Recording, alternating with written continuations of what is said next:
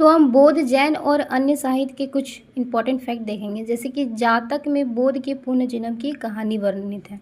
Question पूछा जाता है कि बुद्ध की पुनर्जन्म की कहानी किस में है, तो जातक में है। आगे बढ़ते हैं तो देखेंगे कि जैन साहित्य को क्या कहा जाता है, तो आगम कहा जाता है। क्या कहा था, आगम कहा जाता है।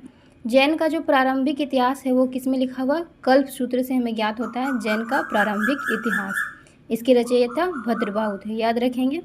आगे हम बढ़ते हैं तो देखेंगे कि जैन ग्रंथों की रचना जो है प्राकृतिक भाषा में हुई और 6ठी शताब्दी में हुई है। गुजरात के बल्लभी नगर में इसे अंतिम रूप से संकलित किया गया।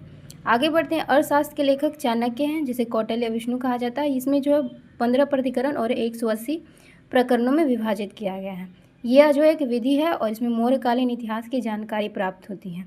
इसके अनुवादक जो थे वो शाम शास्त्री थे। आगे बढ़ते हैं कि संस्कृत साहित्य के ऐतिहासिक घटनाओं को क्रमबद्ध लिखने का सर्वप्रथम प्रयास कल्हण ने किया।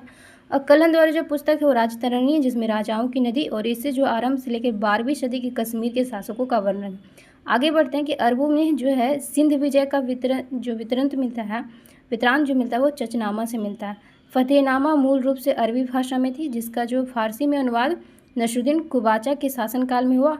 और अली बिन अबू बकर कुकी, क्या अली बिन अबू बकर कुफ़ी जो है ने इसका जो है अनुवाद करवाया था फारसी में, याद रखेंगे, करवाया। और बाद में से जो है मिर्ज़ा कालीबेग ने जो है 1900 में क्या क्या चचनामा को अंग्रेजी और हिंदी सिंधी में अनुवाद करवाया था। ये बहुत फारसी में अनुवाद करवाने वाले अली बिन अबू बकर कुफ़ी, याद रखेंगे। अष्टाध्यायी जो एक संस्कृत व्याकरण की प्रथम पुस्तक है, पाणिनि इसके लेखक है। और इसे जो है मौर्य के पहले इतिहास का जो है वर्णन मिलता है, मौर्यकालीन इतिहास की व्यवस्था की जानकारी मिलती है। अष्टाध्यायी की जो है लिपि का शब्द प्रयोग किया गया है। कर्त्यांग की जो गार्गी संहिता है एक ज्योतिष ग्रंथ है, जिसमें भारत पर आने वाले यमन आक्रमण का उल्लेख मिलता है। पतंजलि जो है पीयूष मित्र शुंग के पुरोहित हैं और इनके भाष्य में शुंग के इतिहास का पता चलता है। तो बहुत इंपॉर्टेंट फैक्ट है।